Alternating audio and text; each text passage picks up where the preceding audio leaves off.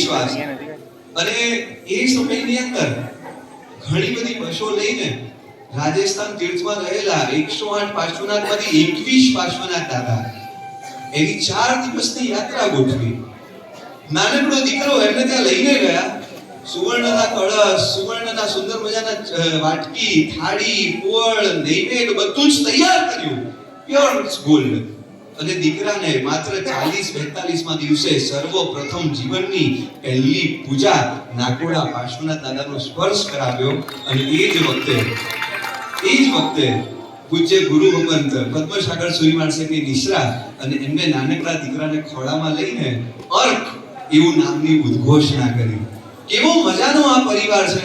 આવી અઢળક વાતો, આવી કઈ જ કેટલી ન સાંભળેલી વાતો એની અંદર આપણે ડૂબવાનો પ્રયાસ કરવો છે. હું વિનંતી કરીશ આરસભાઈ એક નાનકડું પદ અને ત્યાર પછી આવા અદ્ભુત આરાધક સાથે સાથે લાભાર્થી બંનેને આપણે ખૂબ અવભાવ